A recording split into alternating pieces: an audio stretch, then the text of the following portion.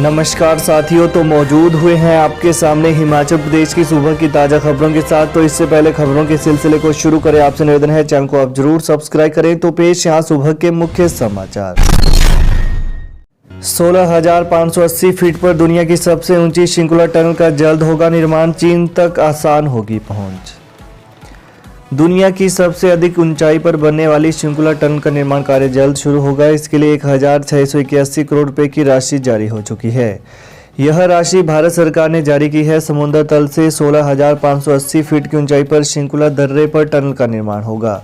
इस टनल की लंबाई 4.1 किलोमीटर होगी। यह टनल सामरिक दृष्टि से बेहद महत्वपूर्ण है।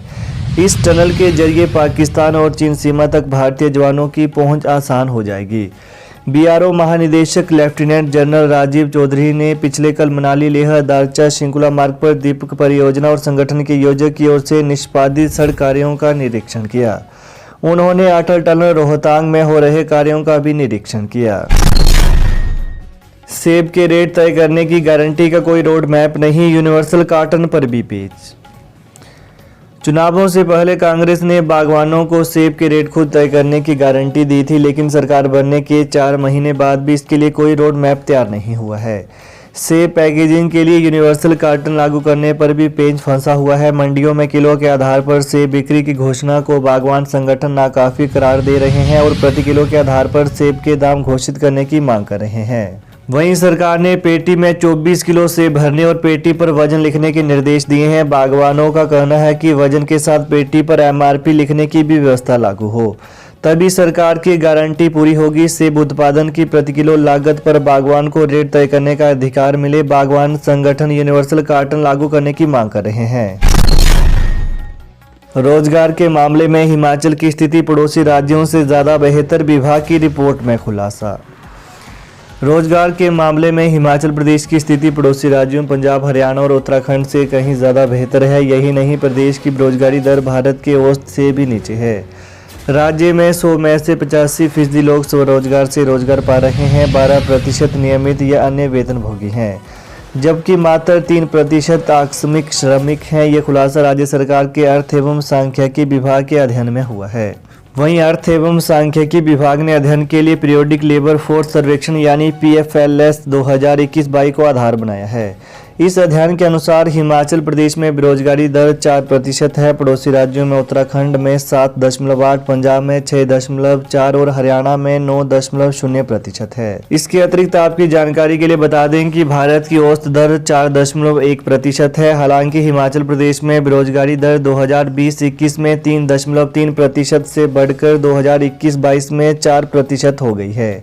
हरियाणा और उत्तराखंड में बेरोजगारी बहुत तेजी से बढ़ी है। पंजाब में 6.2 से बढ़कर 6.4, हरियाणा में 6.3 से 9 और उत्तराखंड में 6.9 से 7.8% हो गई है। वहीं भारत में कुल यह 4.2% से घटकर 4.1% हो गई है। पूर्व मुख्यमंत्री शांता कुमार बोले, समलैंगिक विवाह को मान्यता देश के लिए एक बहुत बड़ा संकट होगा। पूर्व मुख्यमंत्री शांता कुमार ने कहा कि यदि देश में समलैंगिक विवाह को मान्यता मिलती है तो यह धर्म और संस्कृति प्रधान देश के लिए एक बहुत बड़ा संकट होगा। इससे भारत की पूरी सांस्कृतिक और धार्मिक चेतना को बहुत बड़ी चोट लगेगी। ऐसे में देश के सभी विद्वान और संगठन इस विषय पर गंभीरता से विचार करें और प्रमुख संगठनों को सर्वोच्च न्यायालय के सामने अपना मत व्यक्त करना चाहिए। इसके अतिरिक्त शांता कुमार ने यह प्रतिक्रिया उसमें दी जब समलैंगिक विवाह की अनुमति को लेकर एक मामला सर्वोच्च न्यायालय के विचाराधीन है तथा एक विशेष पीठ का गठन इस मामले को सुनने के लिए किया गया है और इसी महीने सर्वोच्च न्यायालय में इस पर विचार सुने जाएंगे। वैक्सीन लगाने से परहेज, 42% ने नहीं लगाई तीसरी डोज, लाखों प्रिकॉशनरी डोज एक्सपायर। हिमाचल में कोरोना वायरस के बढ़ते संक्रमण के बावजूद भी लोग अब वैक्सीन लगाने में रुचि नहीं दिखा रहे। अस्पतालों में पड़ी वैक्सीन की लाखों डोज 31 मार्च तक एक्सपायर हो गई हैं। ऐसे में अब हिमाचल प्रदेश के पास वैक्सीन का स्टॉक उपलब्ध नहीं है। इसके कारण प्रदेश के अस्पतालों में वैक्सीन की डोज नहीं लग पा रही है। वहीं प्रदेश में कोरोना वायरस के मामले फिर से बढ़ने लगे हैं।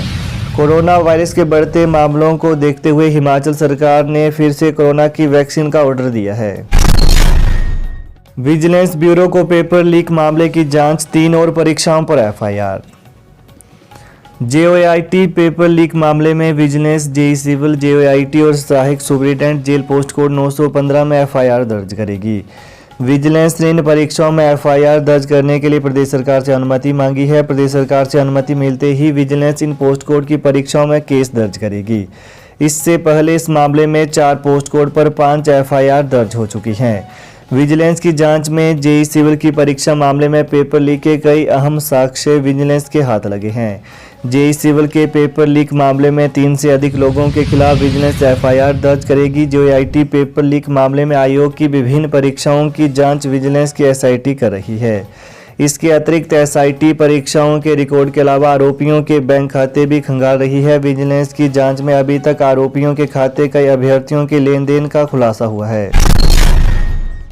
9वीं 10वीं कक्षा के विद्यार्थियों को गणित व विज्ञान की निःशुल्क कोचिंग देगी सरकार। हिमाचल प्रदेश के सरकारी स्कूलों में पढ़ने वाले 9वीं और 10वीं कक्षा के विद्यार्थियों को गणित और विज्ञान विषय की निःशुल्क कोचिंग दी जाएगी। प्रदेश सरकार ने कोचिंग देने का काम अवंती फेलो ट्रस्ट को सौंपा है। 19 अप्रैल को ऑनलाइन परीक्षा पास करने वाले विद्यार्थियों को निःशुल्क कोचिंग लेने का मौका मिलेगा। 8 मई से कोचिंग शुरू होगी। वहीं परीक्षा में शामिल होने के लिए 15 अप्रैल तक विद्यार्थियों को ऑनलाइन पंजीकरण करवाना होगा। स्कूलों में शिक्षकों की मौजूदगी के बीच गूगल फॉर्म के माध्यम से 19 अप्रैल को प्रवेश परीक्षा होगी। हिमाचल में 5 आईएएस और 19 एचएएस अधिकारियों के तबादले। हिमाचल प्रदेश सरकार ने पिछले कल 5 आईएएस, 1 आईएफएस और 19 एचएएस अफसरों के तबादले किए। 11 एचएएस अफसरों को एसडीएम की नियुक्ति दी गई। वहीं आईएएस अधिकारी मनमोहन शर्मा को सोलन और अपूर्व देवगन को उपायुक्त चंबा नियुक्त किया गया। इसके अलावा आईएएस अधिकारी सुदेश माकटा एनएचएम के निदेशक होंगे। डीसी सोलन कृतिका कुलहरी हिमाचल प्रदेश लोक प्रशासन संस्थान हिपा की नई निदेशक होंगी। डीसी चंबा धुनी चंद राणा आपदा प्रबंधन निदेशक के साथ एचपीएमसी प्रबंध निदेशक व बागवानी विकास समिति के परियोजना निदेशक। आईएफएस अधिकारी अनिल जोशी प्रदूषण नियंत्रण बोर्ड के सदस्य सचिव होंगे। पहले चरण में सामाजिक पेंशन लेने वाली 2,31,000 महिलाओं को ही मिलेगी 1,500 रुपये की राशि। हिमाचल प्रदेश में कांग्रेस की गारंटी नारी सम्मान योजना लागू होते ही पहले चरण में नई महिलाओं को प्रति माह 1,500 रुपये नहीं मिलेंगे।